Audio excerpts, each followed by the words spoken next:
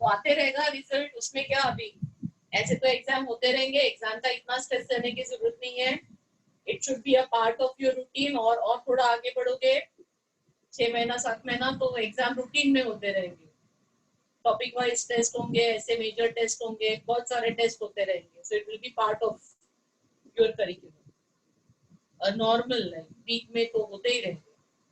तो आगे बढ़ते हैं। मोल कंसेप्ट में कहाँ पे है? I started with stoichiometry, basic stoichiometry के प्रॉब्लम्स करवाए मुझे याद है, और मैंने लास्ट लेक्चर आपको लिमिटिंग रिएजेंट और एक्सेस रिएजेंट का कंसेप्ट भी समझाया है ना? Yes ma'am. उसके भी कुछ प्रॉब्लम्स मैंने आपको करवाए थे, लिमिटिंग रिएजेंट, एक्सेस रिएजेंट, और एक असाइनमेंट भी शेयर किया था, उसमें सारे तो नहीं बट कुछ प्रॉब्लम जरूर लिमिटिंग रिएजेंट और एक्सेस रिएजेंट के थे, है ना? This is where we are. So we are doing stoichiometry, और स्टोइशियोमेट्री में मैंने आपको लिमिटिंग रिएजेंट, एक्सेस रिएजेंट का कंसेप्ट समझा दिया है। What next? आज भी हम लोग स्टोइशियोमेट्री करेंगे, बट आगे और कुछ पढ़ेंगे स्टोइशियोमेट्री में। So further we are going further in understanding more in stoichiometry. So what is more in stoichiometry? I am discussing something called series reactions. तो अभी stoichiometry में हमने एक रिएक्शन की stoichiometry समझी। अभी मैं आपको सीरीज रिएक्शन समझा रही हूँ, और सीरीज रिएक्शन में भी stoichiometry के बेसिस पे कैसे प्रॉब्लम्स आते हैं, कैसे सॉल्व करेंगे, ये हम देखेंगे। तो पहले अंडरस्टैंड करते हैं what is a series reaction, इसका मतलब क्या है ये समझते हैं। So I'm just giving you one example of a series reaction. Suppose I'm starting with A. ये 2 moles of A है, और ये 2 moles of A मुझे 2 moles of B दे रहा है। 2 moles of A giving me 2 moles of B. I'm just changing the mark. And then उसके आगे it doesn't stop. A से B बनने के बाद रिएक्शन रुकती नहीं है, रिएक्शन goes ahead. ये जो B है, product of first reaction, is a reactant of second reaction, and it is reacting to produce C. और फिर यहाँ पे भी नहीं रुक रहा है, C भी आगे बढ़ रहा है, C is also reacting and it is producing some B. ठीक है, तो ये एक रिएक्शन मैंने बोर्ड पे लिखी है। इस रिएक्शन को हम कहते हैं series of reaction. So what is the series of reaction? The product of the first reaction is the reactant of the second, and product of the second is the reactant of the third. ऐसे ही और भी चली जा सकती है। तो अगर ऐसे हो रहा है तो इसको कहते हैं सीरीज ऑफ रिएक्शन. अभी ऐसे टाइप के रिएक्शन में प्रॉब्लम क्या पूछते हैं? Either they will give you the start, बताएंगे कि A के कितने मोल्स लिए, और फिर पूछेंगे D कितना बना, या उल्टा D के मोल्स देंगे और पूछेंगे A कितना लिया होगा. Questions you can get on series of reactions. तो दोनों करके देखते हैं, दोनों अंडरस्टैंड करते हैं कैसे सॉल्व करना है. तो ये जो रिएक्शन है इसी को मैं प्रॉब्लम बना देती हूँ. And I say consider a reaction, consider following reactions.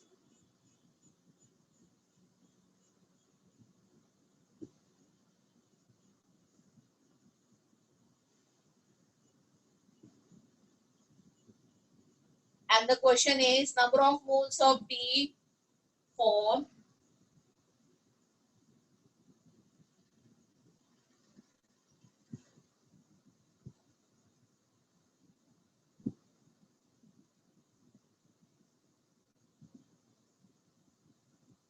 starting with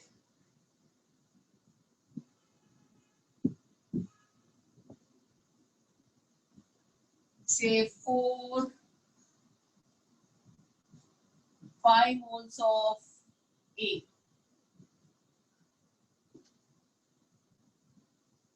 So can you try, or you want me to show how to do it?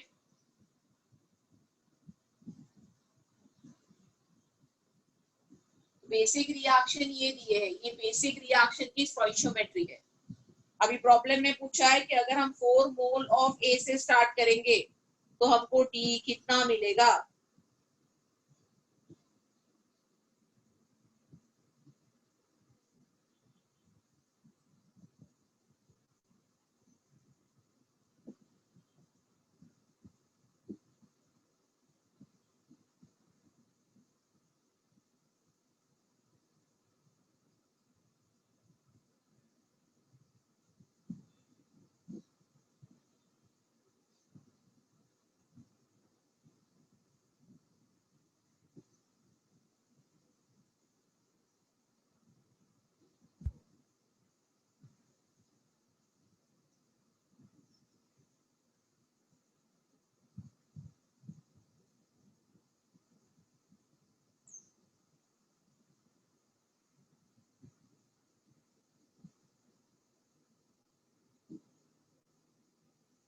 Ten by three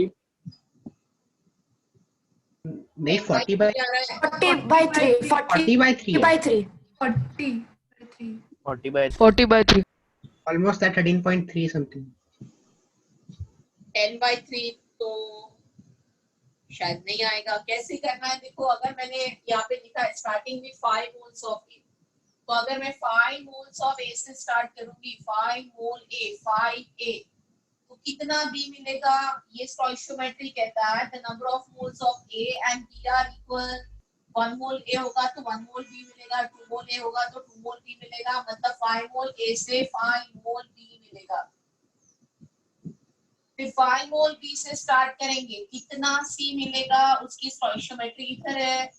1 mole B is giving 2 मोल सी, मतलब moles of B and सी का relation 1:2 है। मतलब यहाँ पे सी कितना बनेगा, 10 मोल of सी बनेगा। अब 10 मोल ऑफ सी से स्टार्ट कर रहे हैं, कितना डी बनेगा, 3 मोल ऑफ सी से 4 मोल ऑफ डी बन रहा है, तो 10 मोल ऑफ सी से कितना मोल ऑफ डी बनेगा, 40/3 मोल्स ऑफ डी। समझ में आया सबको? yes ma'am ओके, पहले दो का समझ में आया, तीसरे का नहीं समझ में आया तो लिख के दे सकते हैं।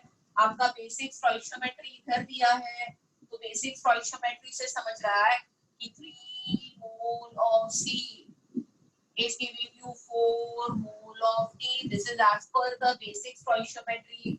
So therefore now we don't have 3 moles, but we have got 10 moles of C in the reaction mixture. अभी reaction mixture में 10 मोल C के हैं, तो 10 मोल C से कितना D बनेगा, 10 into 4/3. Is this clear to you? समझ में आ रहा है सबको? Yes, ma'am. अभी ऐसा ही रिवर्स प्रॉब्लम देती हूँ सीरीज ऑफ रिएक्शन के लिए। अभी जो लास्ट प्रोडक्ट है उसकी अमाउंट दूंगी और उससे आपको बैक जाके रिएक्टेंट की अमाउंट बतानी होगी।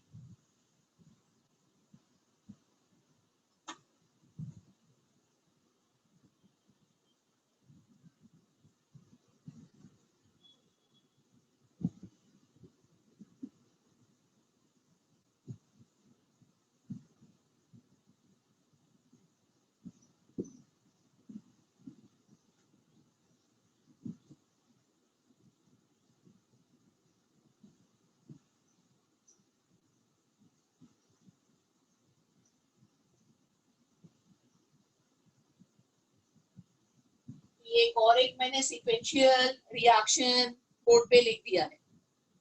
अब ये सीक्वेंशियल रिएक्शन में the problem says to produce 1 mole of G, how many moles of A should be consumed?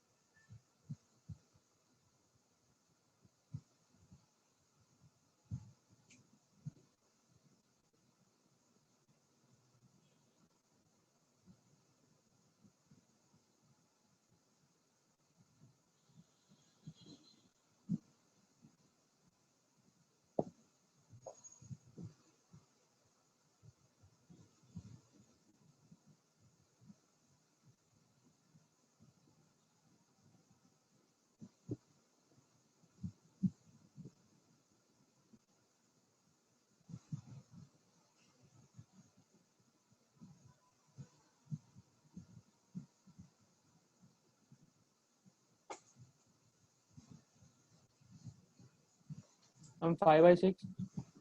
5/6.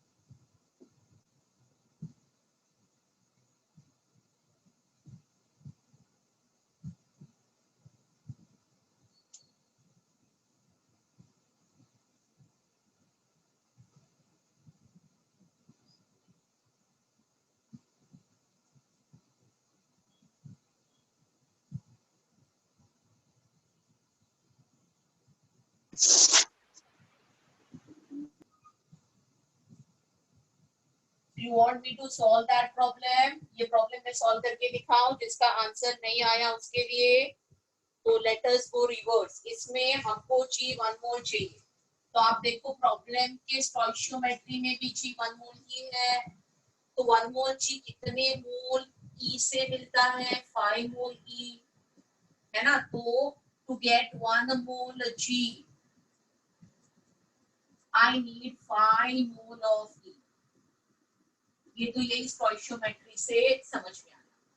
अभी यहाँ पे मुझे 5 मोल E प्रोड्यूस करना है. Need 5 mole E here.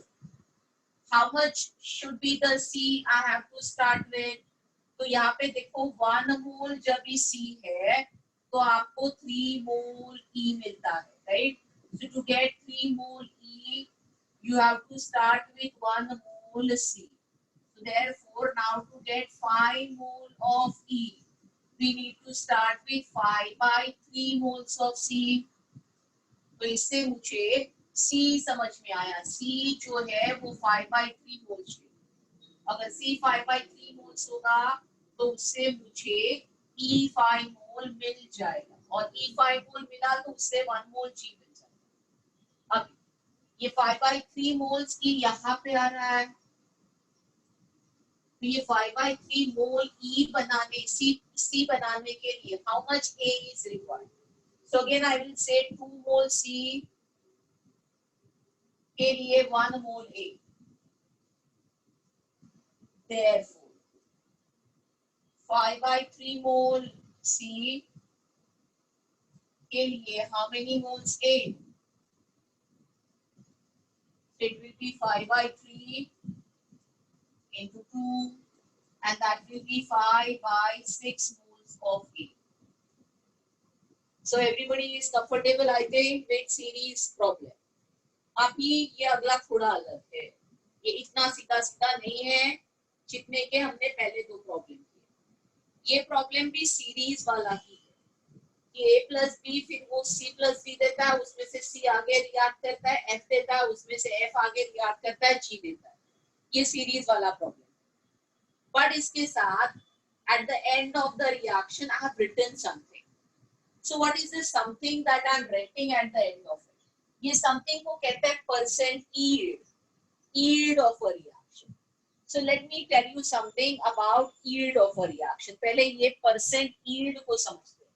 This problem is linked to percent yield. So I will just take this only equation as an example to explain you the meaning of percent yield. तो ये एक equation है board पे और मैं आपको percent yield समझा रही हूँ. I am explaining you percent yield.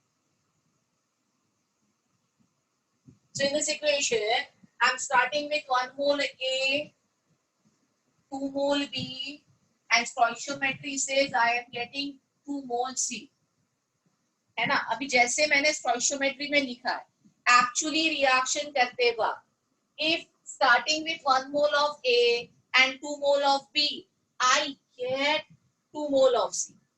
Ma'am वो तो 3 है ना, 3 भी है. हाँ सॉरी, 3 mole of B.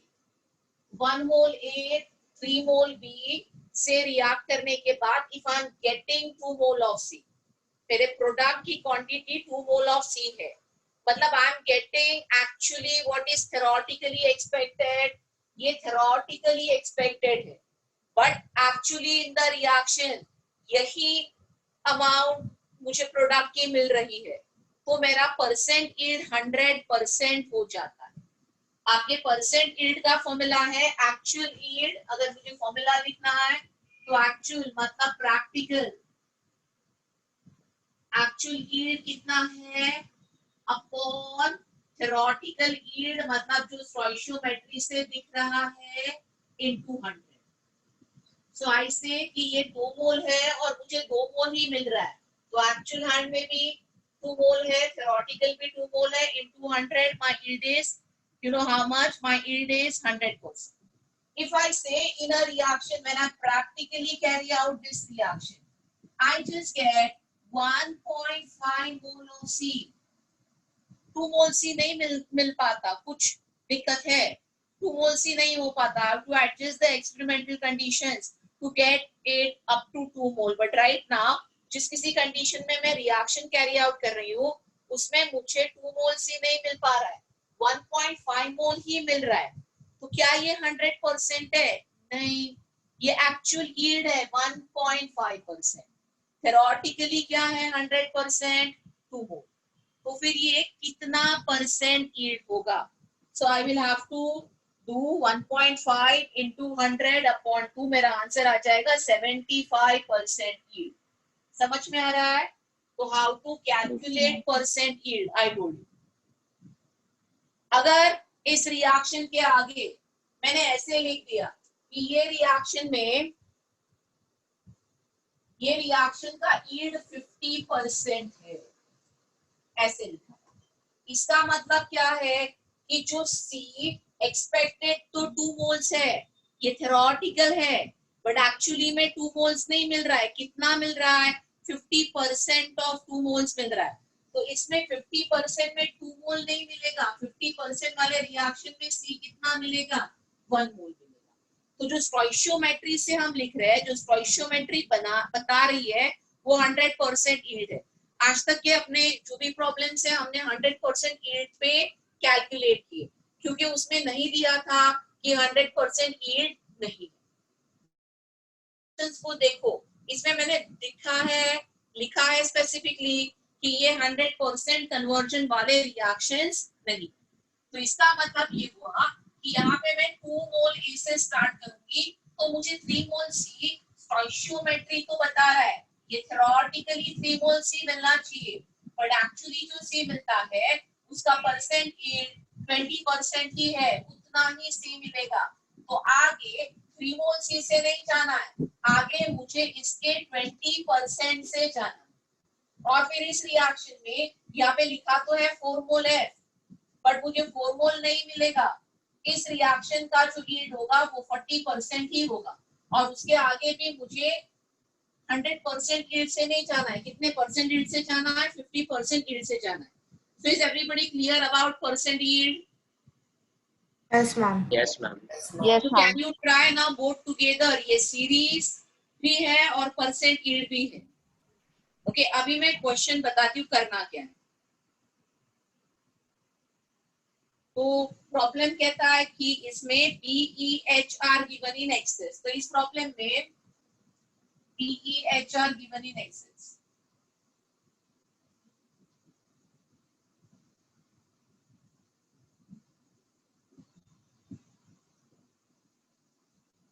और पूछते हैं कि स्टार्टिंग में 10 mole of A, the moles of G form will be.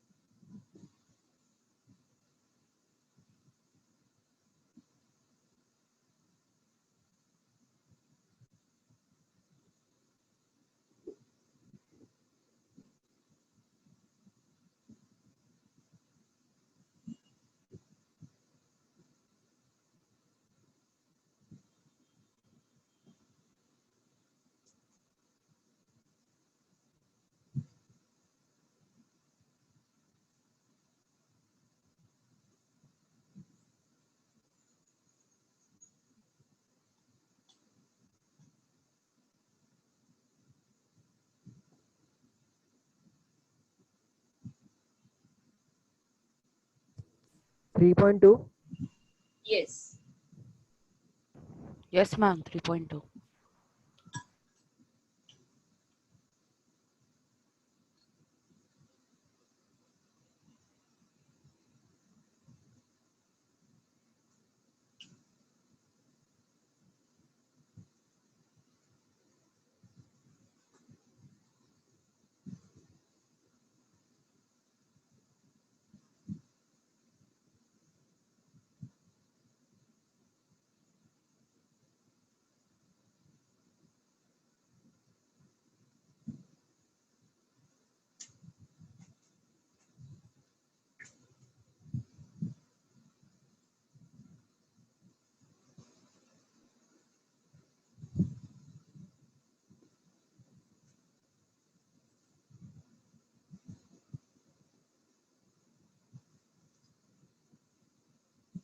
तो इसमें 2 mole of A is giving me 3 mole of C.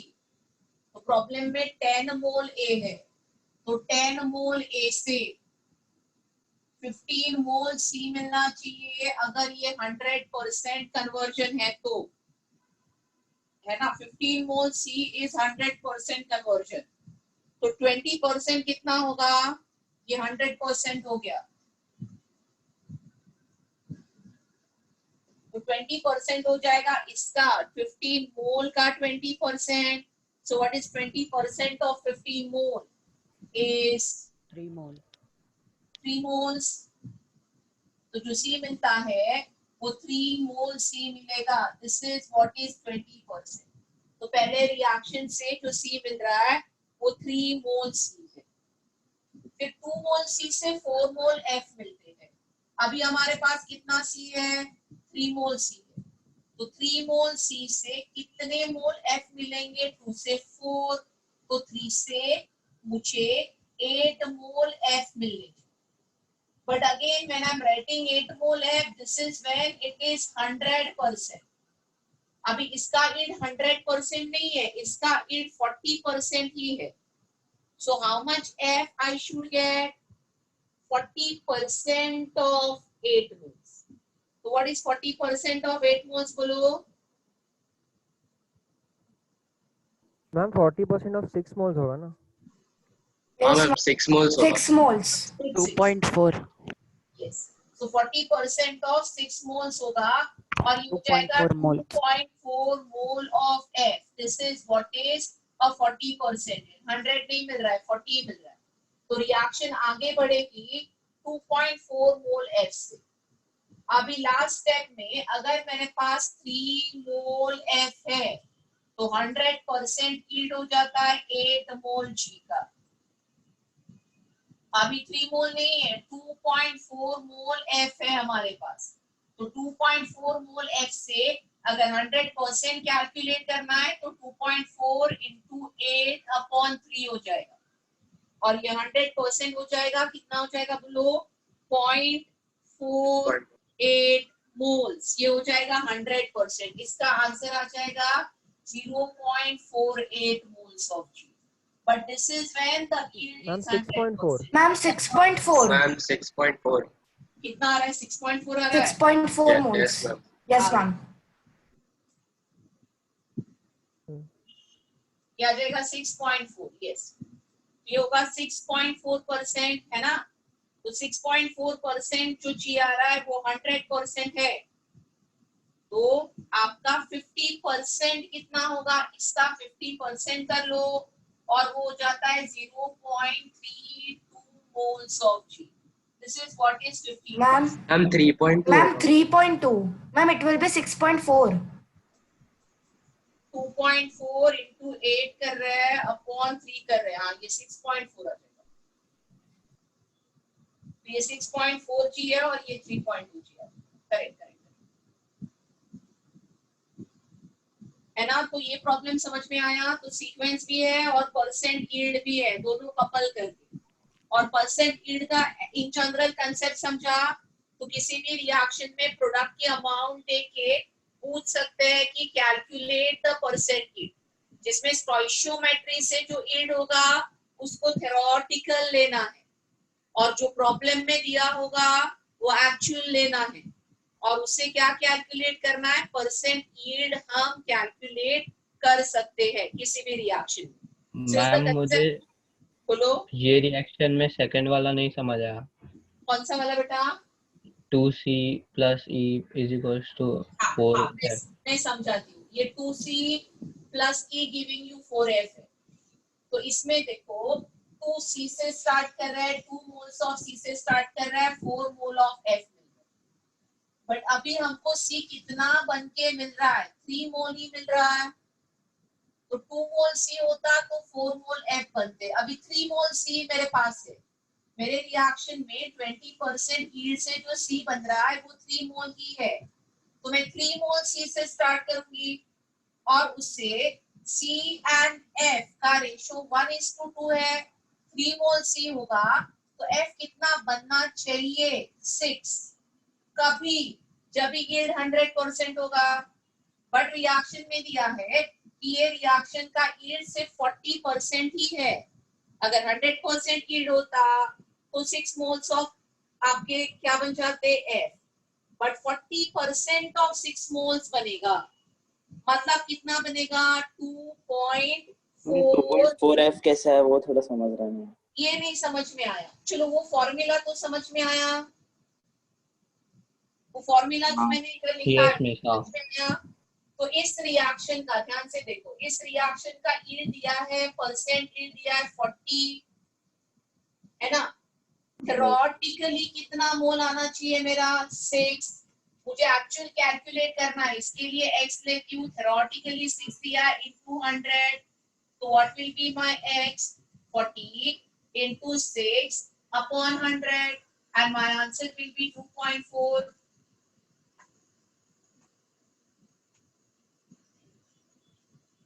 तो मैंने जब यहाँ पे 3C भी कैलकुलेट किया, मैंने एक्चुअली कैलकुलेट किया, मेरा थ्योरेटिकल 15C है बट 20% से एक्चुअल यील्ड मेरा हो जाता है 3C। यहाँ पे थ्योरेटिकल 100% is 6F but 40% हो जाता है 2.4 and same is the story here. My 100% is 6.4 moles of G but 50% will become 3.2 moles of G. Any doubt? Thank you, miss. तो वही फॉर्मूला यूज कर रहे हैं, percentage is actual upon theoretical. But यहाँ पे मैंने परसेंटेज के answers दे दिए, तुमको स्टोइशियोमेट्री से थ्योरेटिकल आ रहा है, तुम एक्चुअल यील्ड हर जगह पे कैलकुलेट करके आगे बढ़ रहे हो। मैम अगर बी ई और एच एक्सिस में नहीं दिया होता तो क्या होता? बी ई और एच एक्सिस में नहीं दिया होता तो क्या होता? तो हम अज्यूम करते हैं कि ये रिएक्शन में जितना बी ई और एच चाहिए उतना है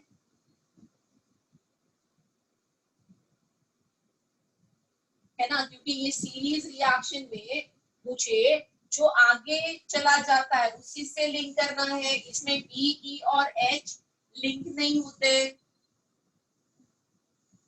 है ना? ओके मैम, थैंक 7 मोल H चाहिए, एकदम अग्री। बट मेरे ये रिएक्शन में H बन नहीं रहा है, कहीं और से मैं डाल रही हूँ, तो मेरे सीरीज में H, E और B है ही नहीं।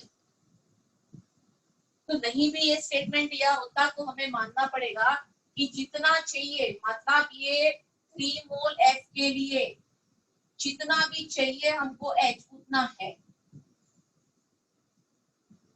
Is that clear to you? Yes ma'am. Okay, अभी है ना मैं अगले टाइप का प्रॉब्लम करवा रही हूँ और अगला टाइप सिखा रही हूँ आपको स्टोइशियोमेट्री में। तो स्टोइशियोमेट्री में सीरीज रिएक्शन हो गया है, अभी अगला प्रॉब्लम में करवा रही हूँ parallel reaction. I am teaching you a concept of parallel reaction. तो पैरेलल रिएक्शन का मतलब क्या है?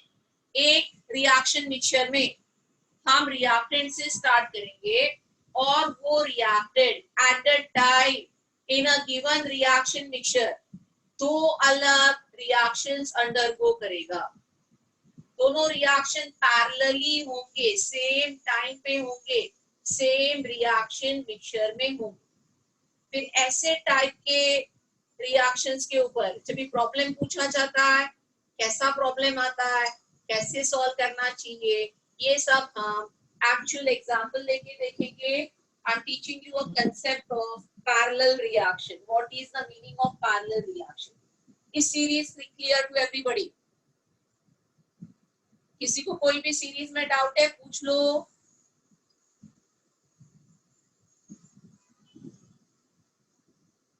No doubt in series. चलो वी गो अहेड. क्लियर है तो we go ahead.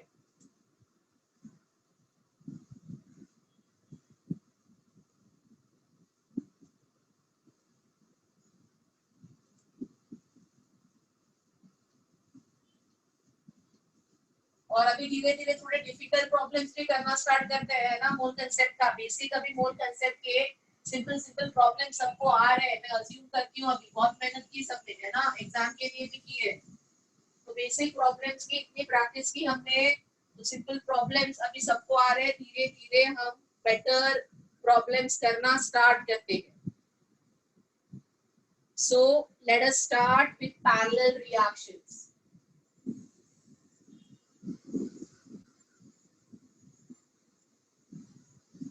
So I'm giving you a problem और फिर इस प्रॉब्लम को सॉल्व करते करते ही हम कंसेप्ट ऑफ पैरेलल रिएक्शन समझेंगे.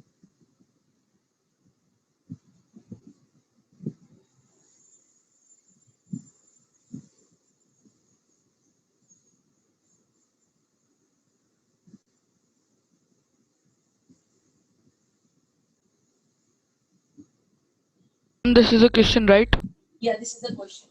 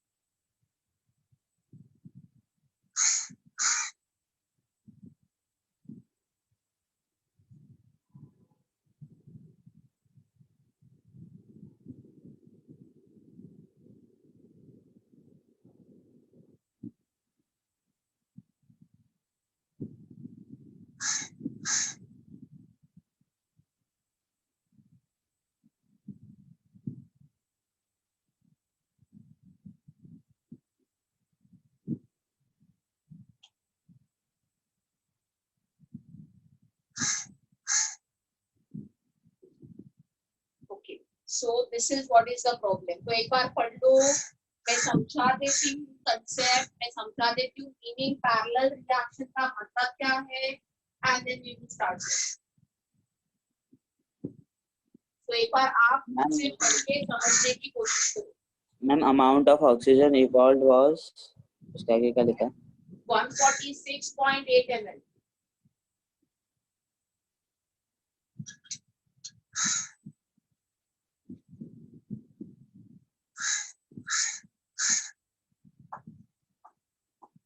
ये नंबर अगर नहीं दिख रहा है तो ये 146.8 है।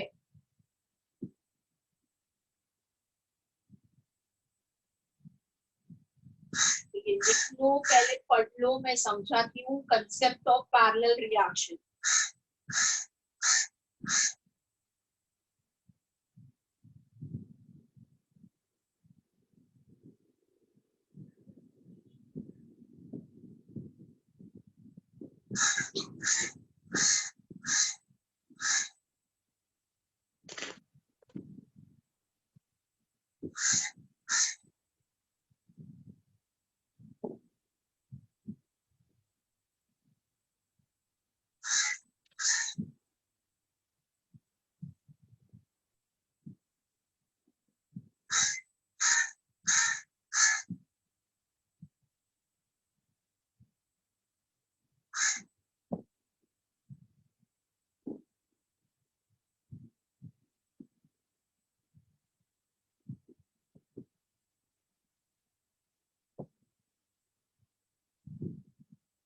तो देखो ध्यान दो, प्रॉब्लम में कहते हैं वी स्टार्ट विद KClO3। तो इस रिएक्शन का रिएक्टेंट KClO3 है और उसकी अमाउंट भी दी है 1 ग्राम KClO3 से हम स्टार्ट करते हैं और उसको हीट कर रहे हैं। It is getting decompose but by 2 ways। Okay, forming KCl and oxygen and forming KClO4 and KCl। मतलब KClO3 को हीट करने के बाद ये वाली रिएक्शन भी होती है और थोड़ी सी ये वाली रिएक्शन भी होती है। एट द टाइम ये दोनों रिएक्शन हो रहे हैं। This is what is parallel reaction. So when we are heating this plus this both is happening. तो इसमें पहला कंसेप्ट आपको आपकी आवाज बीच बीच में मेरी आवाज है नहीं, कौवा के बैठा है, उसको भगा दे। कौवा बैठा है। हाँ, कौवा कौवे को भगा दे। या सुनो, कौवा बैठा है, आवाज आ रहा है। हाँ, उसका ही आवाज आ रहा था। वो भी लेक्चर अटेंड करने आ गया, अभी क्या करे, भगा दिया उसको। उसको जरूरत नहीं है जेई के लेक्चर की। तो I am starting with KClO3 and KClO3 is reacting in the same reaction mixture at a time by 2 ways, this and this। ठीक है, अभी ये मेरा 1 ग्राम है, तो इसका मतलब ये 1 ग्राम KClO3 से कुछ अमाउंट इस रिएक्शन के लिए यूटिलाइज होगी और इसमें से कुछ अमाउंट इस रिएक्शन के लिए यूटिलाइज होगी। ये कंसेप्ट समझ में आया? This is what will happen in parallel reaction. A part of KClO3 is consumed for this reaction, a part is consumed for this reaction। Problem में दिया क्या है? प्रॉब्लम में ये बताया है कि ये जो ऑक्सीजन है ना, ये हमारा 146.8 ml है, वॉल्यूम ऑफ ऑक्सीजन दिया है। तो इस वॉल्यूम ऑफ ऑक्सीजन से इस रिएक्शन के लिए to get 146.8 ml of oxygen कितना KClO3 रिक्वायर्ड है? ये आ जाएगा, आया ना? बोलो फटाफट। आ जाएगा। ऑक्सीजन का वॉल्यूम दिया है, तो उतना वॉल्यूम ऑक्सीजन इवॉल्व करने के लिए कितना, 1 ग्राम से कितना KClO3 लगेगा, वो आ जाएगा। The minute this amount comes, ये अमाउंट आ गई हमारे पास। Okay, so I know how much is KClO3 needed for this reaction। मैं 1 ग्राम से उसको माइनस कर दूंगी and I will get the amount of KClO3 needed for other reaction। I take an example। Okay, suppose 146.8 ml oxygen को release करने के लिए 0.6 ग्राम KClO3 चाहिए। कैलकुलेशन के बाद आंसर आया कि ये रिएक्शन में जो KClO3 हीट हो रहा है वो 0.6 ग्राम से है और तभी हमको 146.8 ml ऑक्सीजन मिलेगा। तो इसका मतलब 1 ग्राम से 0.6 इधर कंज्यूम हो रहा है, तो फिर इधर कितना कंज्यूम हो रहा है 0.4। तो पहले रिएक्शन में तुमको ये दिया है जिससे तुम ये फाइंड आउट करो और फिर उससे दूसरे रिएक्शन का ये आ जाएगा। तो अगर 0.6 is KClO3 for first reaction, second का KClO3 0.4 होगा और आप आसानी से कैलकुलेट कर सकते हो कि अगर ये 0.4 है तो ये कितना होगा। So I've conceptually made you understood this problem. Is everybody clear? Yes, ma'am. Okay, so start solving. Yes. फिर मैं हेल्प करती हूँ, अगर नहीं जम रहा है तो। कैलकुलेशन है, नंबर एडजस्टेड नहीं है। तो अब तक जो नंबर कट रहे थे, एडजस्ट हो रहे थे, वैसा नहीं है। नंबर भी है, कैलकुलेशन भी है और एक स्टेप का प्रॉब्लम नहीं है। बट मैंने आपको समझा दिया है कैसे सीक्वेंशियली करना है। ओके, किसी के समझने में कोई डाउट है तो पूछ लो।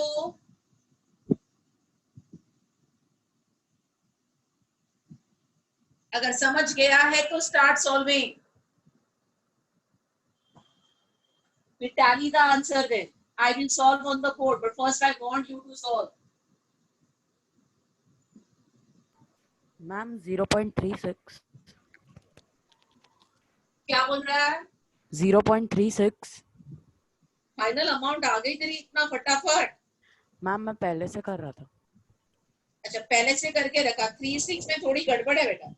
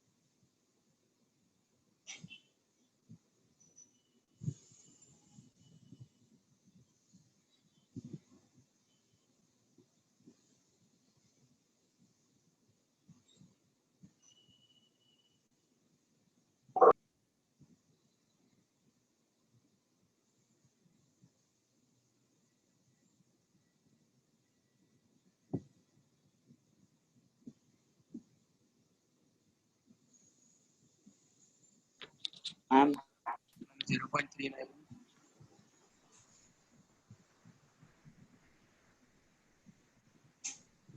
मैम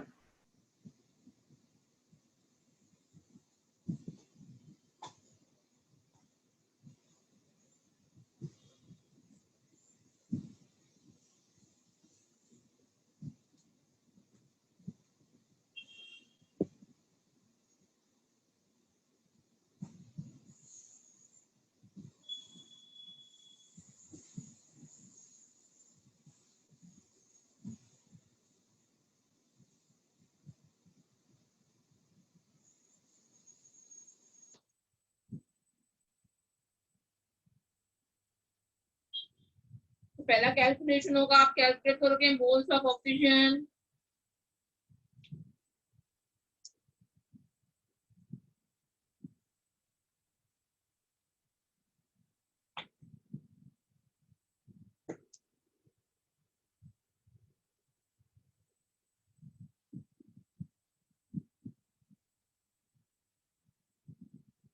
जो ऑक्सीजन का वॉल्यूम दिया है 146.8 ml, उसको gram molar volume in ml 22400 ml से डिवाइड करना है। इससे हमको समझेगा कि ये जो ऑक्सीजन बना है ये कितने मोल्स बना है। 7 into 10 raised to minus 3. 7 आ रहा है, Yes, ma'am. 7 millimoles. मिलीमोल्स आ रहा है ना। मैम 6.5 आएगा, 7 नहीं आ सकता। 7 नहीं आ रहा है, 6.5 आ रहा है, 6.5 मिलीमोल्स आ रहा है। This is coming 6.5 into 10 raised to minus 3 moles of oxygen. तो हमको ऑक्सीजन के लिए रिएक्शन में ऑक्सीजन के मोल्स आते हैं। कौन सी रिएक्शन हम सोच रहे हैं, ये वाली KClO3 giving us 2 moles of KCl and 3 moles of, so as per the reaction stoichiometry, अगर 2-3 मोल ऑक्सीजन मिलता है तो उसके लिए KClO3 बर्न होता है 2 मोल as per stoichiometry मैंने लिखा since, right? Therefore, अभी मेरे पास 6.5 into 10 raised to minus 3 mole oxygen है, तो इसके लिए मुझे कितना KClO3 हीट करना है, and that will be 6.5 into 10 raised to minus 2 into 2 upon हो जाएगा 3. So this many will be moles of KClO3.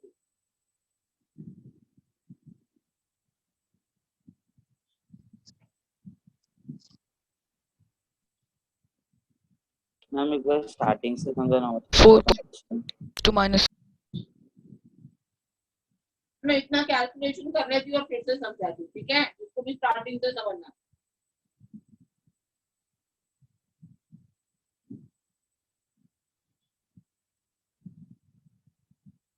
क्या आंसर आ रहा है बेटा? है 4.3 into 10 to the power minus 3. हाँ, so this is coming 4.3 into 10 raised to minus 3 moles. किसके moles आएंगे? KClO3 के। तो जिसको नहीं समझ रहा है, देखो मैंने क्या किया, मैंने ऑक्सीजन जो 146.8 ml है ना, वॉल्यूम ऑफ ऑक्सीजन दिया है, तो वॉल्यूम ऑफ ऑक्सीजन इवॉल्व से मोल निकाल सकते हैं। 1 mole is 22400 ml, so 146.8 mole is how much? It's the first calculation that I did. Any doubt? कैसे ही मुझे ऑक्सीजन के मोल्स आ गए, मैंने उतने ऑक्सीजन के लिए कितना KClO3 बर्न करना है, as per this reaction stoichiometry I calculated. The stoichiometry of this reaction is showing you 3 mole O2 you get by burning 2 mole of KClO3. So right now I am getting 6.5 into 10 raised to minus 3 mole of O2. तो इतना O2 मिलने के लिए कितने मोल KClO3 है, जिसका answer आ गया। अभी मैं मास निकालूंगी KClO3 का, तो KClO3 का GMM gram molecular mass of KClO3 is 122.5 grams per mole, and I will multiply this number of moles of KClO3 by its GMM so that I get how much is the mass, कितना मास actually है 1 ग्राम का जो इस reaction में consume हो रहा है, right? तो ये आंसर कितना आ गया हमारा, around 0.53 grams. Is everybody clear till here?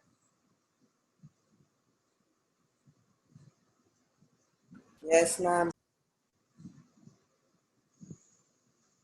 So this is coming around 0.53 grams. ये क्या है? 0.53 grams KClO3 consumed. I call this as reaction 1. For reaction 1.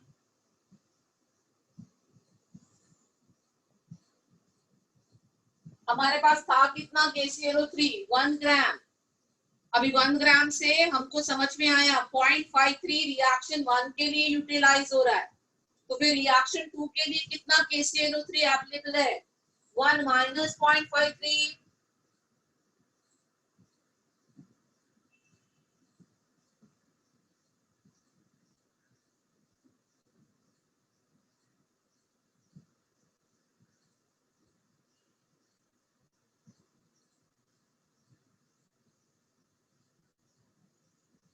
So I got KClO3 that is available for second reaction.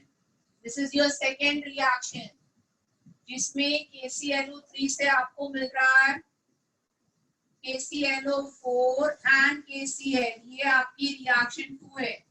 और इस reaction के लिए आपको KClO3 कितना available है? 0.47 ग्राम्स. तो कितने KClO3 से कितना KClO4 बनेगा is the next calculation, है ना? Try doing it.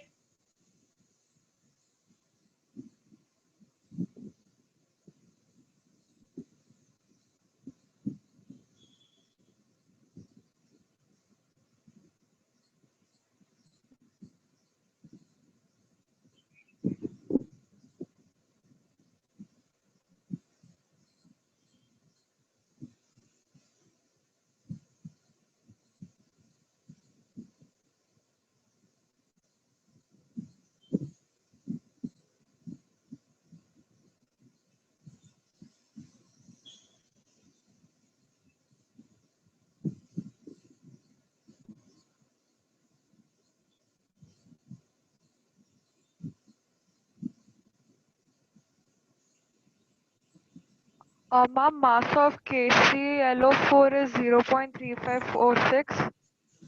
3546. थोड़ा सा देखते कैलकुलेशन में क्या आता है. मतलब मैंने 0.473 लिया till 3 decimals. हाँ, वो थोड़ा सा डेसिमल आगे पीछे होते रहेगा इसमें, है ना? एक किसी ने थर्ड डिजिट तक कैलकुलेट किया होगा तो फिर आगे पीछे होते रहेगा. 0.3 तो पक्का 0.3, 0.35, 0.38 है ना? देखते कितना आता है.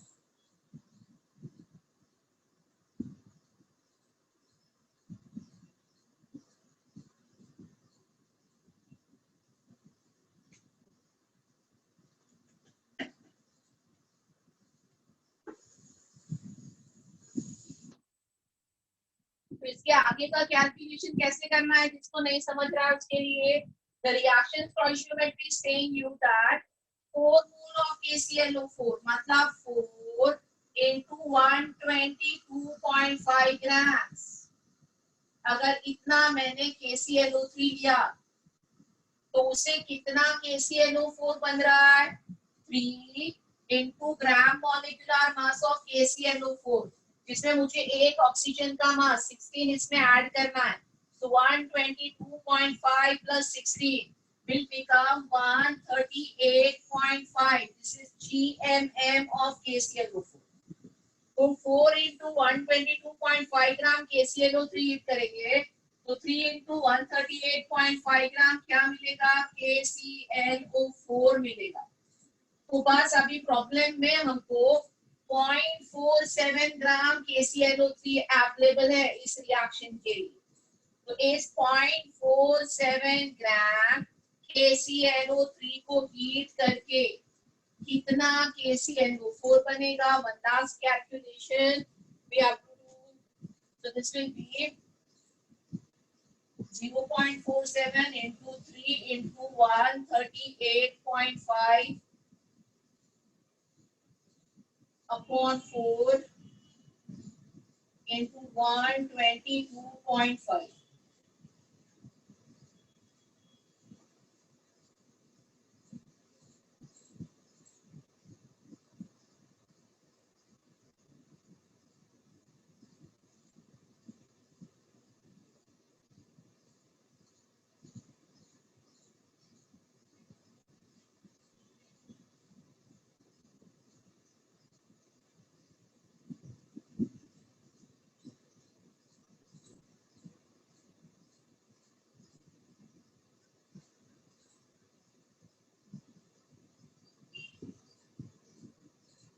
इसका आंसर 0.39 के करीब आ रहा है, 0.38, 0.39 आ रहा है.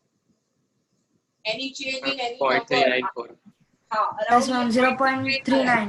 आपने इधर 53 के आगे कोई और एक डिजिट लिया है, तो अकॉर्डिंगली आंसर थोड़ा थोड़ा वेरी होगा. हाँ ma'am.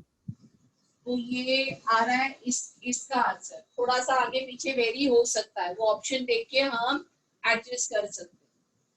So but everybody understood the concept of parallel reaction. Parallel reaction में ओके क्या देंगे, किसी एक का प्रोडक्ट देंगे और दूसरे के प्रोडक्ट के बारे में पूछेंगे,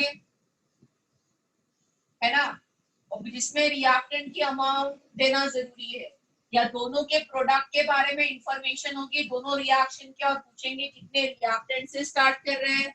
either of this are your questions. So did you understood the concept of parallel reaction? Yes, ma'am. Okay. Yes, ma'am. Okay. तो हम स्टोइशियोमेट्री में ही है, स्टोइशियोमेट्री में ही हम और चीजों को अंडरस्टैंड कर रहे हैं. What next? I'm teaching you in stoichiometry POAC, principle of atom conservation.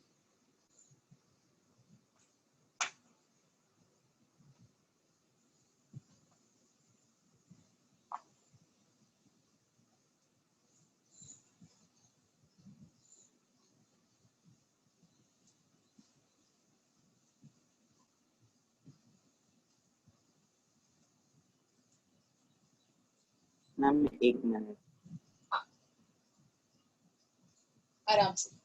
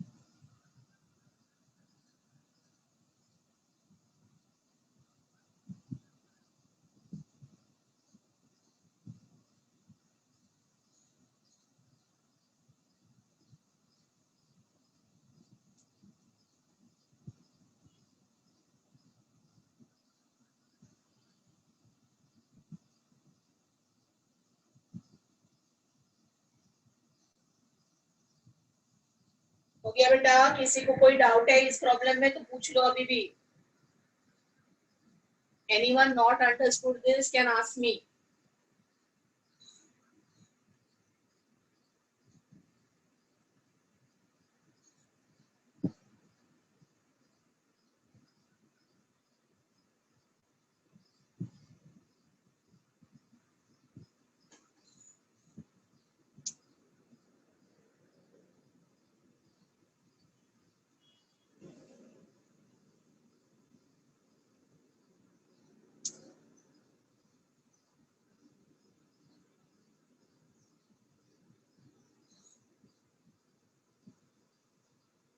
Yes, ma'am. Done. Great. तो अभी देखो ये नेक्स्ट कंसेप्ट क्या है. What is POAC? POAC stands for principle of atom conservation. इसका मतलब ये है कि किसी भी केमिकल रिएक्शन में whenever we are carrying out any chemical reaction, जो एटम्स होते हैं वो तो ना हम क्रिएट कर सकते हैं ना डिस्ट्रॉय कर सकते हैं. मतलब during chemical reactions your atoms are conserved. Okay. और इसका हम अभी क्या करेंगे, इस कंसेप्ट को यूटिलाइज करेंगे and we will try to solve a problem, a stoichiometry problem actually, without writing a balance equation. मैंने स्टोइशियोमेट्री जब स्टार्ट किया तभी सबसे पहले आपको बताया कि बैलेंस इक्वेशन चाहिए, बट अगर किसी केस में हमको बैलेंस इक्वेशन लिखने नहीं आ रहा है या हमको सीक्वेंस ऑफ रिएक्शन नहीं पता है, फिर भी हम ये प्रिंसिपल को यूज करके कंजर्वेशन ऑफ एटम्स को अंडरस्टैंड करके रिएक्टेंट और प्रोडक्ट के बीच में एक रिलेशन डिराइव कर सकते हैं और उससे हम प्रॉब्लम को सॉल्व कर सकते हैं. तो this is solving a स्टोइशियोमेट्रिक problem but without writing a balance reaction है. बैलेंस रिएक्शन लिखे बिना हमको प्रॉब्लम को सॉल्व करना सीखना है. अभी इसके लिए मैं क्या करती हूँ, पहले एक नोन ही रिएक्शन लेती हूँ जिसमें we know how to balance but we won't balance and we will solve the problem. ऐसे कुछ से स्टार्ट करते हैं, ठीक है. तो I am just telling you कि KClO3 वाली रिएक्शन है और KClO3 वाले रिएक्शन में I am getting volume of oxygen जो मिल रहा है हमको, उसका एक वॉल्यूम दे देती हूँ and we will try to find how much is KClO3 needed to get that much amount of oxygen. तो ये बेसिक स्टोइशियोमेट्री लिख के तो हमने बहुत बार किया है ये प्रॉब्लम, बट हम ये प्रॉब्लम बिना बैलेंस इक्वेशन लिखे करने जाएंगे. Is the difference between applying POSC and applying normal stoichiometry. तो एक छोटा सा प्रॉब्लम लिख देती हूँ कुछ और फिर सॉल्व करने की कोशिश करेंगे.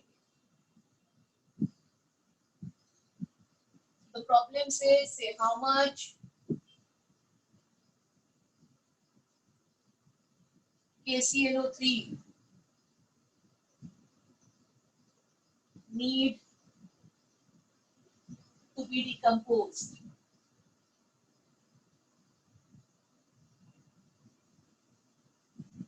To give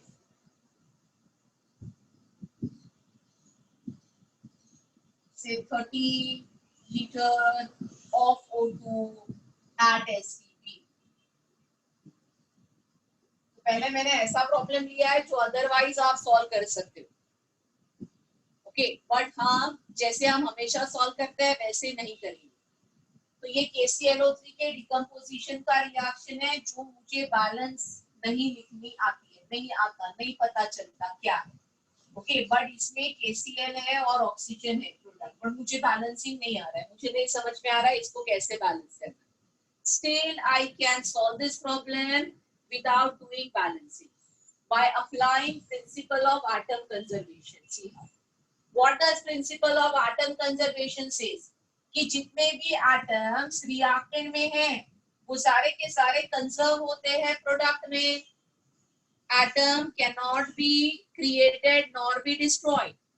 And I am applying this to oxygen क्योंकि मुझे जो डेटा दिया है वो ऑक्सीजन के बारे में दिया है. So I am applying the POSC concept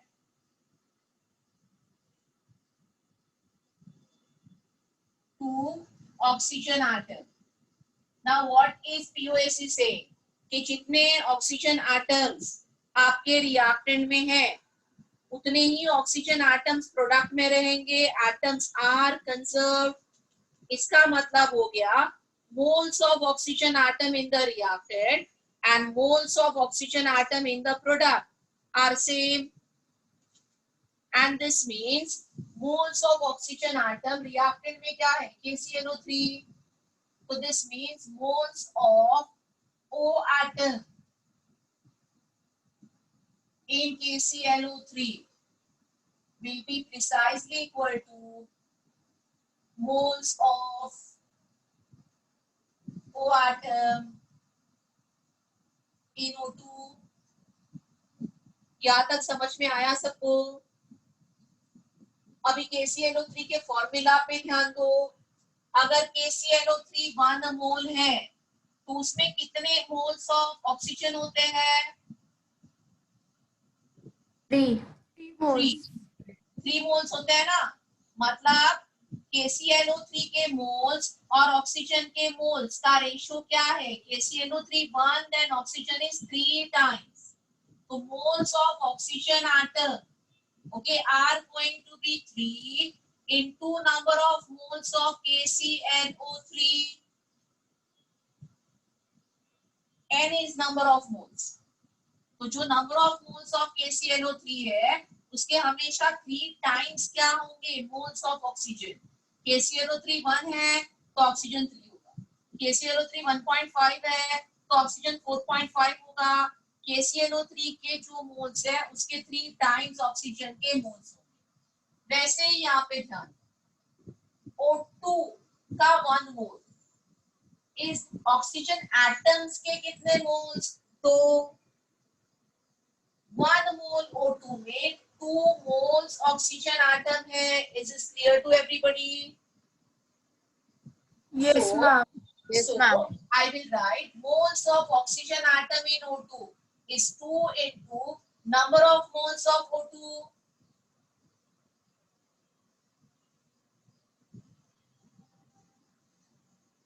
And then I just substitute as per what data I have. तो यहाँ पे नंबर ऑफ मोल्स का मतलब क्या होता है? जो वेट इन ग्राम्स, मुझे हाउ मच KCNO3 मतलब weight in grams find out करना है. तो I write 3 into weight in grams of KCNO3 upon molecular mass of KCNO3. So this is what is number of moles, weight in grams upon molecular mass. And this will be equal to 2. What is number of moles of O2? Volume दिया है. तो जो आपका volume of O2 at STP given है,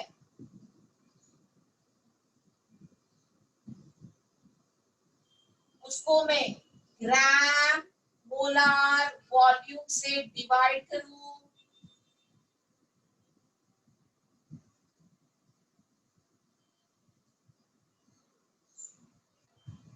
Right? 30 upon 22.4 is going to give me number of moles, है ना?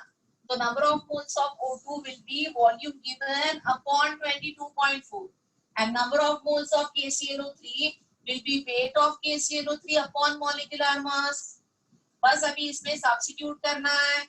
Weight of KCNO3 नहीं पता, यही कैलकुलेट करना है.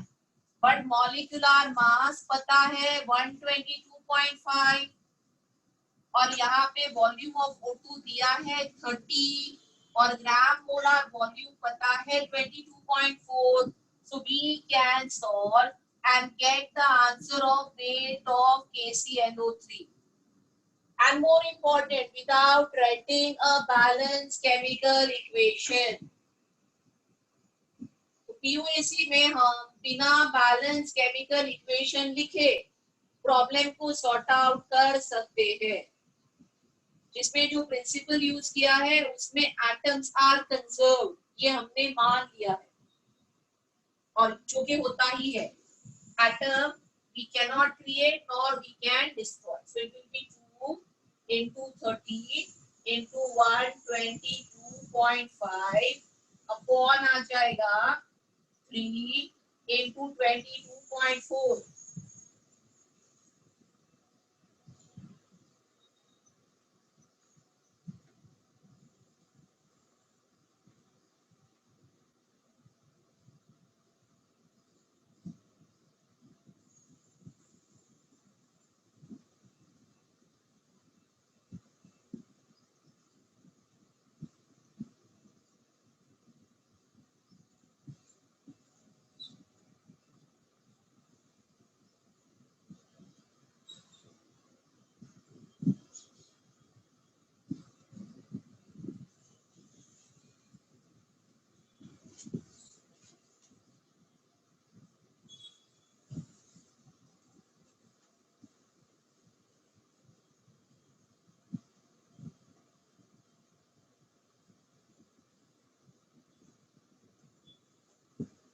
तो मैं और एक प्रॉब्लम PUAC वाला देती हूँ, हम कोशिश करेंगे इसको सॉल्व करने की.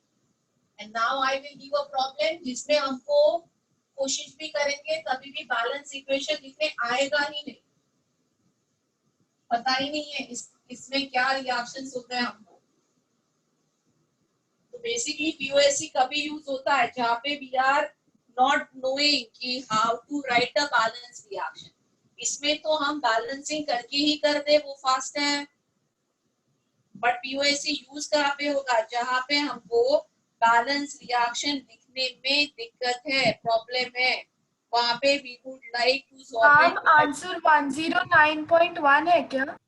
हाँ बेटा करते करते 109.375 है। हाँ देखती हो।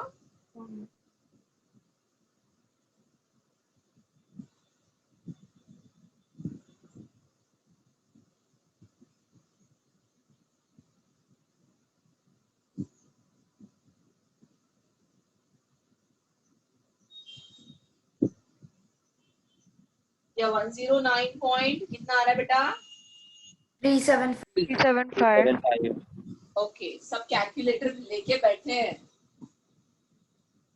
तो संडे के एग्जाम में कैलकुलेटर लेके बैठे थे क्या?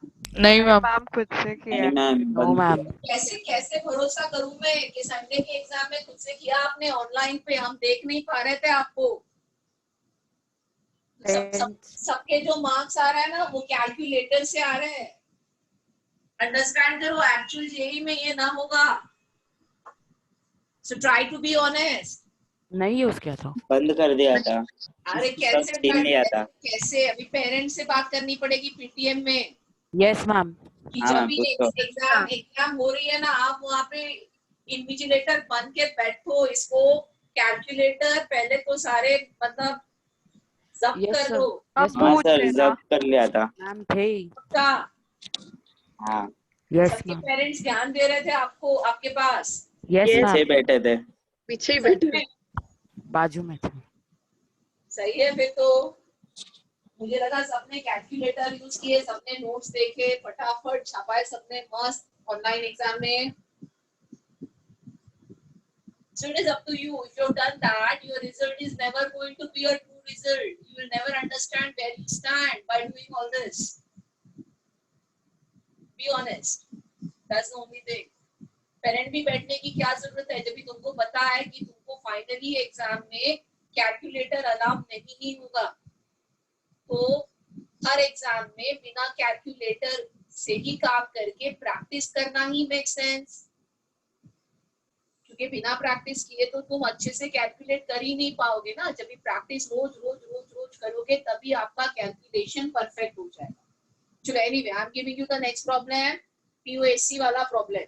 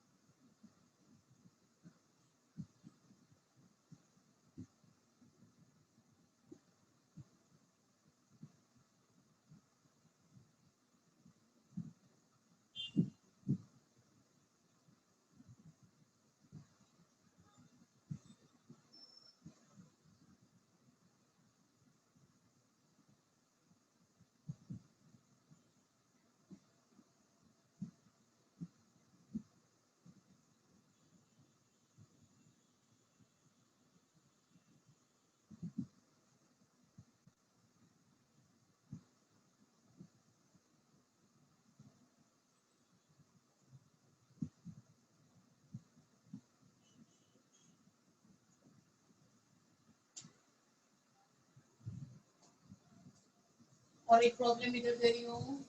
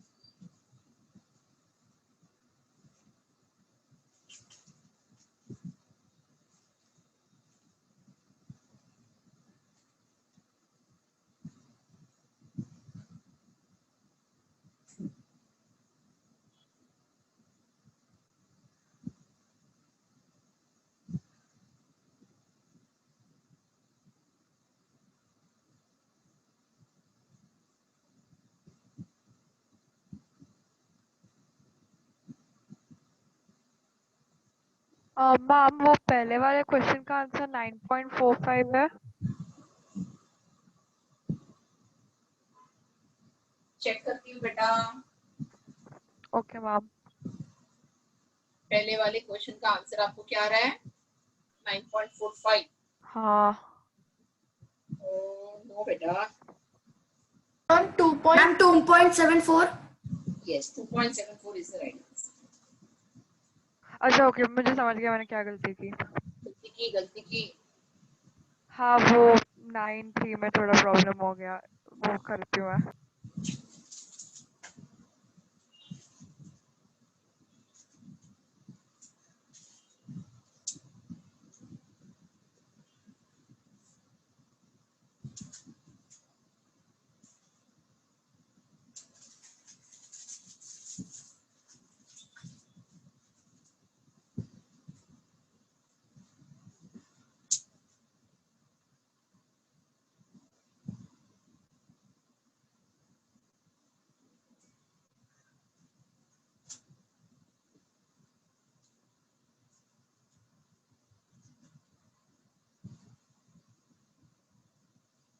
तो मैं पहले वाला प्रॉब्लम, तो ये बात तो सबको समझ में आई. पीओएससी कभी यूज कर रहे हैं? क्या हमको ये रिएक्शन पता है? Do we know this series of reaction कि K2CO3 से K3FeCN6 कैसे बनेगा? वी आर क्लूलेस, हमको नहीं आता है ना. तो ऐसे केस में हमको जब भी बैलेंस केमिकल रिएक्शंस नहीं आ रहे, फिर भी हम एटम कंजर्वेशन के प्रिंसिपल से प्रॉब्लम को सॉल्व कर सकते हैं. ओके, इसमें दिया है कि कार्बन इज गेटिंग कंजर्व. इसका मतलब जो moles of carbon in K2CO3 है, they will be equal to moles of carbon in the product. This is where the problem starts.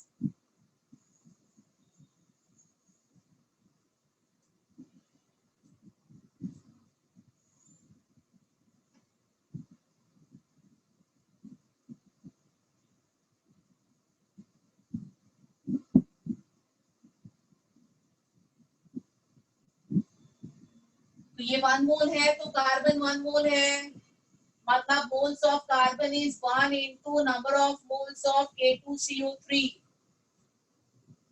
और यहाँ पे फॉर्मूला देखो, फॉर्मूला में Cn is repeating 6 times, मतलब 1 मोल K3FeCN6 में कितने मोल्स कार्बन है? 6 मोल्स ऑफ कार्बन है. So this will be 6 into number of moles of K3FeCN6.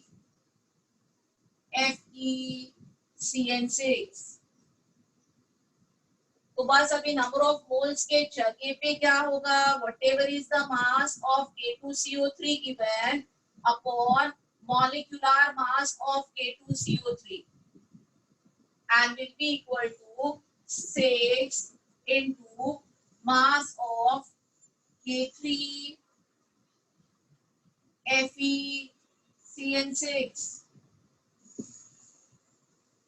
upon molecular mass of K3FeCN6.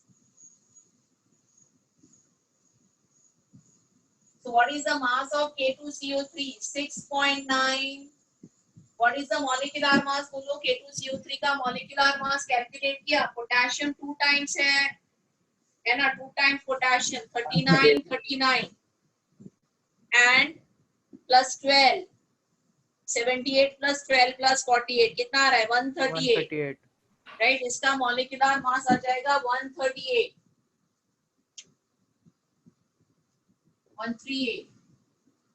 6 into ये हमको कैलकुलेट करना है इसका मास.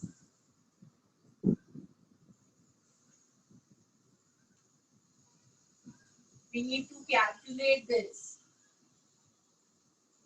और अपॉन आ जाएगा मॉलिक्यूलर मास ऑफ दिस. तो ये कितना आ रहा है कैलकुलेट करके? 3 potassium, iron is 56 and cyanide.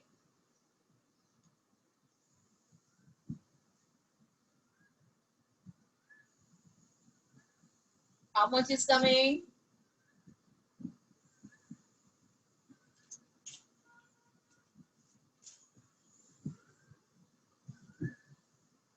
Molecular mass कितना आ रहा है? किसी ने कैलकुलेट नहीं किया मॉलिक्यूलर मास क्लास में?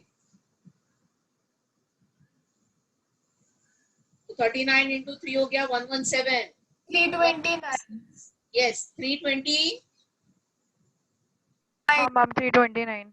329. Yes, it is 329. So molecular mass here comes 329. बस तो हो गया आपका. मास आ जाएगा W will be equal to 6.9 into 329 upon 138 into 6. इसका आंसर अराउंड 2.74 आता है, right? So can everybody tally their answers? आ रहा है ना सबको? मैम मुझे सेकंड का आंसर 0.016 मोल्स आ रहा है. हाँ करते हैं बेटा. पहला तो खत्म हो, बाद में सेकंड पे चले जाते. Ma'am mass of zinc. Ma'am हाँ बोलो बेटा. मैम जिंक का मास. जरूरत नहीं है, चाहिए नहीं. ओके. मोल से पूछा है ना, मास चाहिए क्यों तेरे को? 65 है बट चाहिए ही नहीं है वो हमको. We don't need that.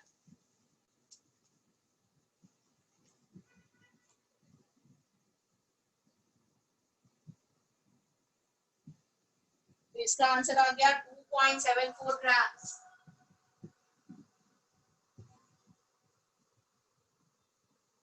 तो जिनको पहले प्रॉब्लम में दिक्कत था, try to solve the second problem properly.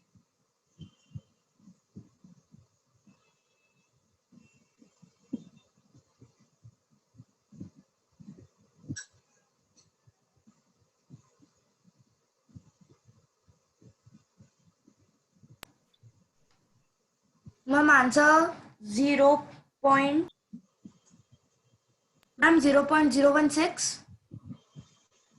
Moles of product 0.016 आ रहे हैं। हाँ मैम वही आ रहा है। ओके, करके देखते हैं।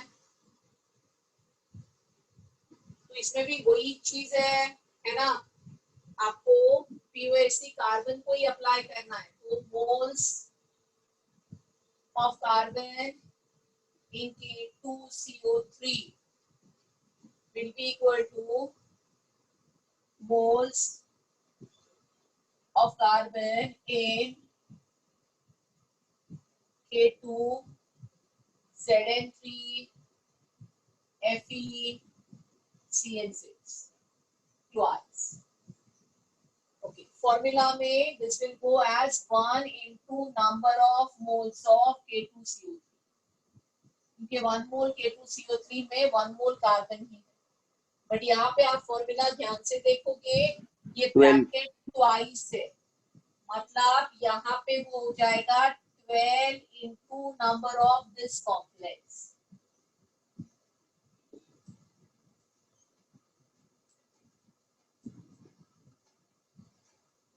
बस अभी क्या दिया है, इसका मास दिया है और इसके मोल से पूछे है, तो इसके मॉलिक्यूलर मास की जरूरत नहीं है। एज प्रॉब्लम में पूछा है moles of the product form, तो I will simply take the mass 27.6 divided by K2CO3 का molecular mass, okay, that is 138 into 12 into number of moles of this complex। इसमें कैलकुलेशन तो कम है उससे, so this will be simply your 27.6 upon 138 into 12। Ma'am वो 0.2 हो जाएगा। of K2ZN3 FeCN6 will be 4। Okay, तो ये आंसर क्या आ रहा है बेटा? ऐसे ही किया ना सबने, जिन्होंने मुझे आंसर दिया, कि कुछ और किया? Yes ma'am.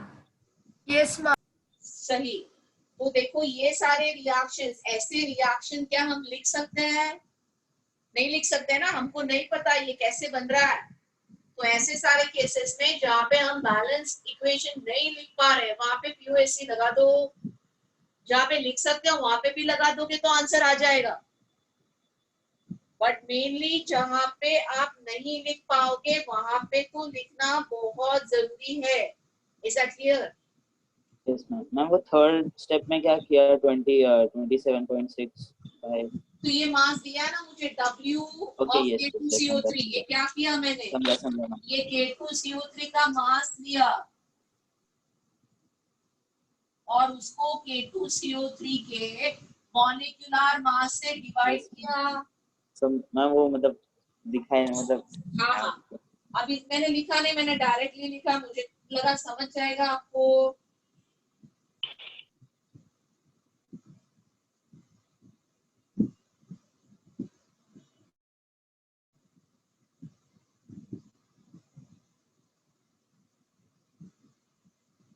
तो क्या आंसर आ रहा है? 0.016। 0.016।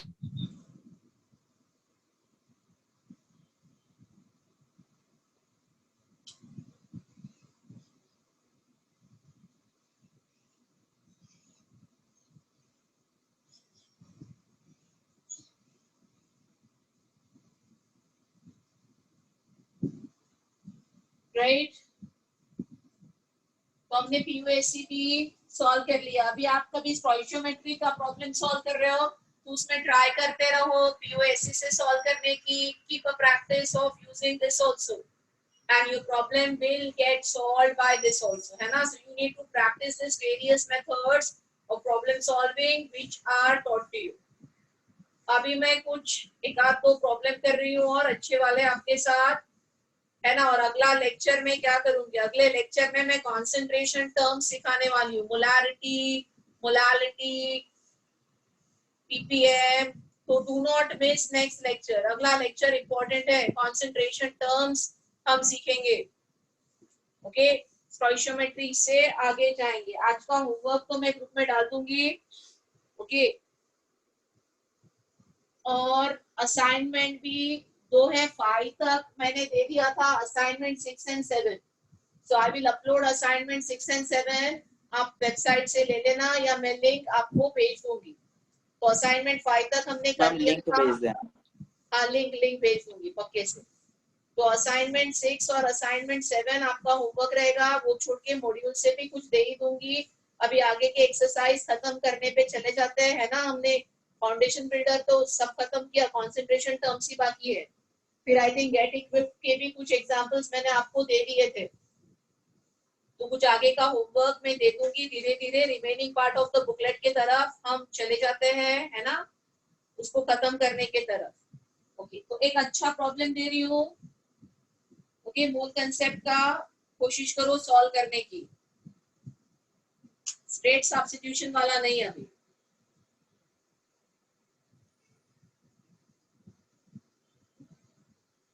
So is this problem clear? किसी को इसमें डाउट नहीं है ना? I'm clearing the board, बाद में नहीं पूछना। सबको समझ में आया? चलो, Yes, ma'am.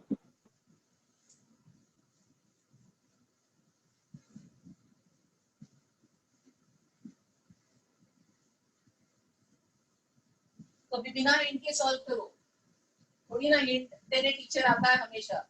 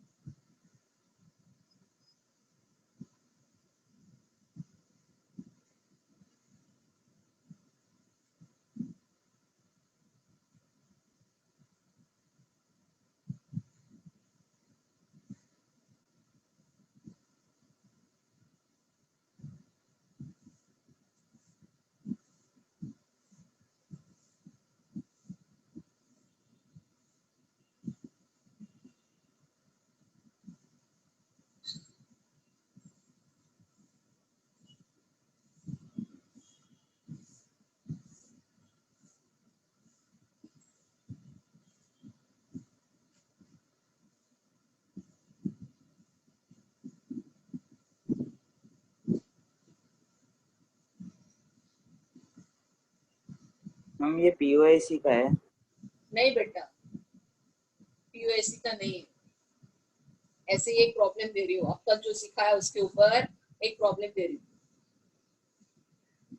हूँ। और मुझे बताओ एग्जाम में ऐसे कोई बोल के देगा ये पीओएससी से करना है, ये इससे करना है, उससे करना है, तुमको प्रॉब्लम पढ़ के समझ में आना चाहिए कि नहीं किससे करना है।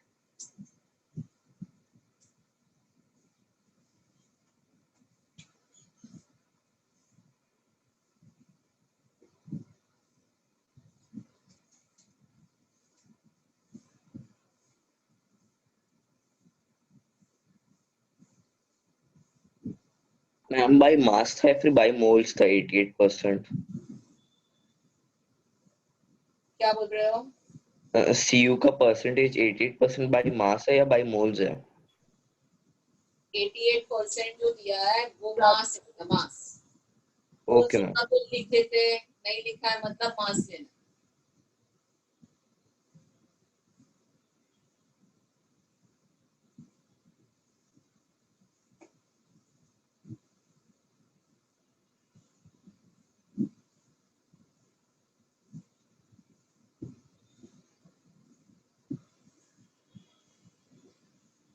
कोशिश करो सॉल्व करने की।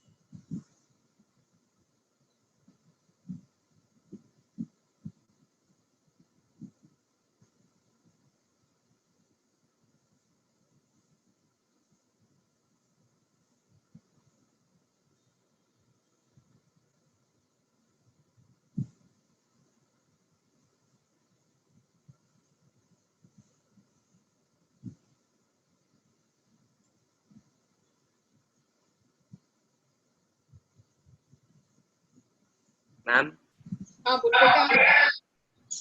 Ma'am amount of CuO 0.7 grams और Cu2 was 1.3 grams.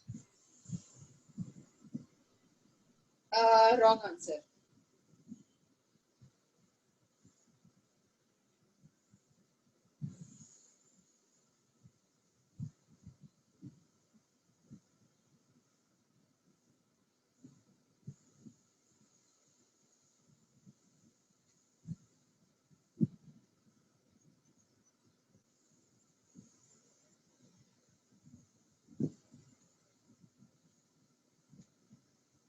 Ma'am Cu2O 1.08 ग्राम और CuO 0.92 ग्राम. Cu2O तेरा क्या आया? 1.08. नहीं, wrong है.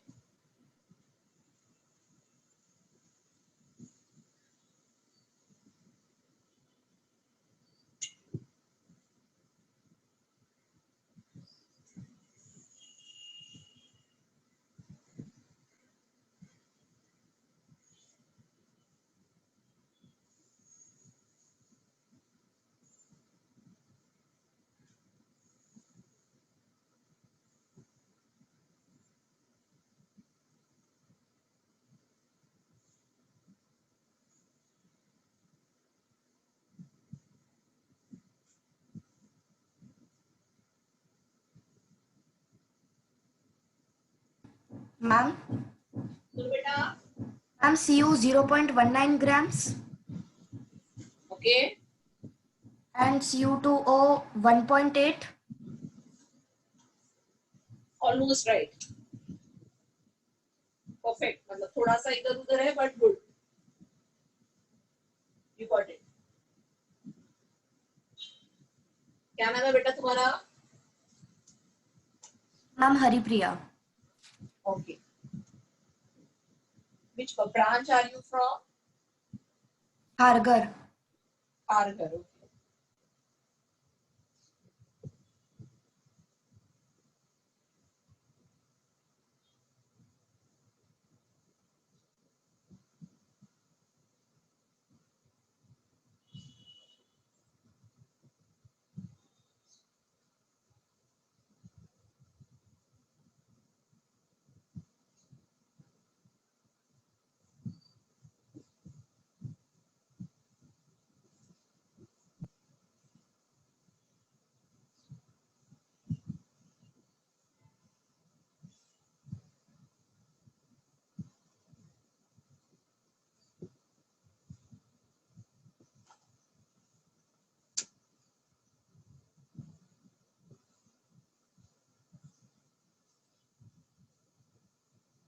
इस प्रॉब्लम में मैं एक हिंट देती हूँ क्योंकि परसेंट कॉपर का दिया है तो आप मिक्सचर का टोटल मास 2 ग्राम अज्यूम करके सॉल्व नहीं करना. 100 ग्राम मिक्सचर अज्यूम करके सॉल्व करोगे ना तो आसान होगा.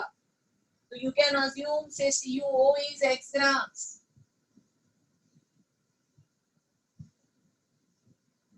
और फिर आपका Cu2O हो जाएगा 100 माइनस x ग्राम्स और इसमें कॉपर कितना है 88 ग्राम्स.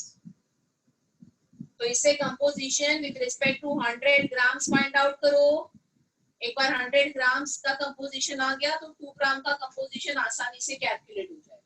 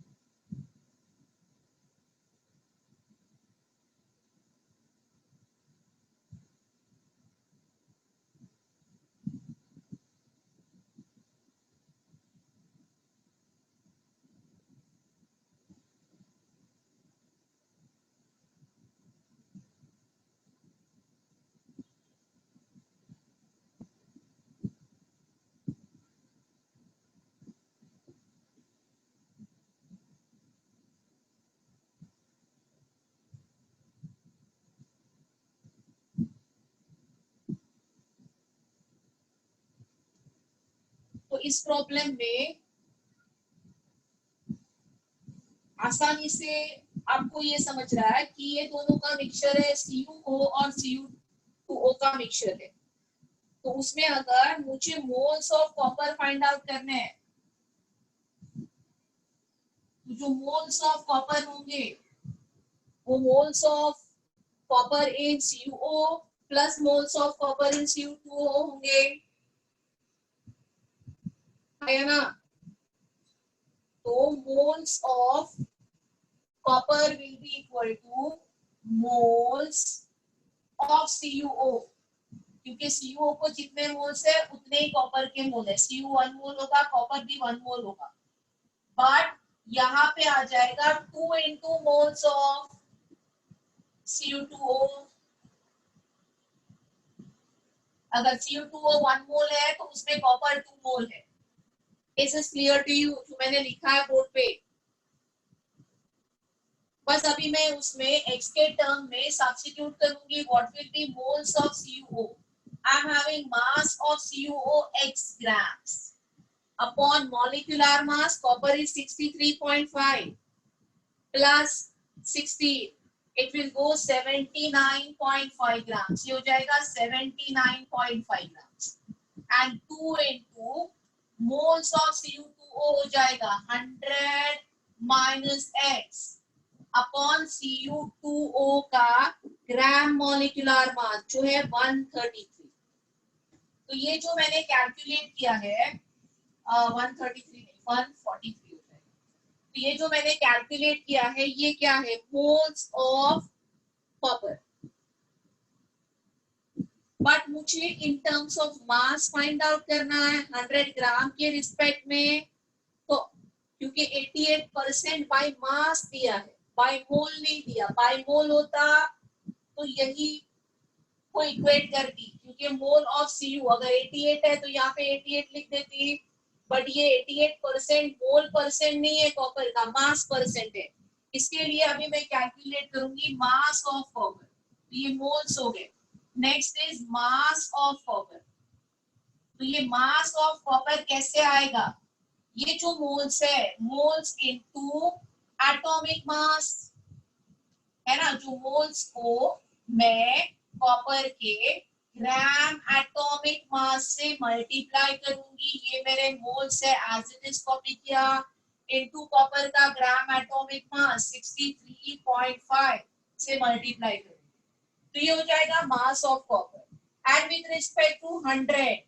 इसका आंसर मुझे पता है, इसका आंसर 88 है। So what I have done is I have tried writing a equation in terms of x and I will solve this for x. इसको मैं solve करूंगी for x. So when I solve this, I get x equals to 9. X is 9 grams. मतलब x जो है वो CuO है और उसका मास 9 ग्राम्स आ जाएगा ये सॉल्व करने के बाद। और आपका जो Cu2O है वो क्या हो जाएगा? 100 minus 9 and that will be 91 grams. तो 100 ग्राम का कंपोजिशन आ गया, CuO 9 grams आ गया, Cu2O आ गया 91 grams, and therefore I will say a 2 gram mixture will have इसका 9%. So what is a 9% of 2 grams? 0.18 gram. तो 2 gram mixture में आपका CuO हो जाएगा 9% of this, which is 0.18, और आपका Cu2O हो जाएगा 91% of this, और ये हो जाएगा 1.82 grams.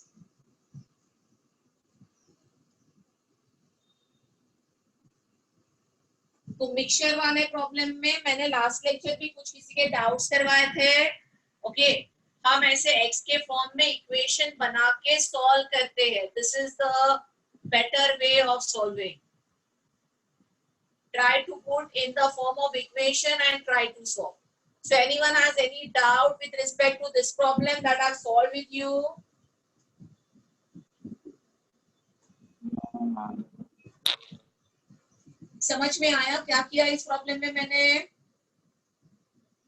यस। चलो great. So what are we doing now? That's it for today. 6 बज गए. अगला लेक्चर कंसंट्रेशन टर्म्स.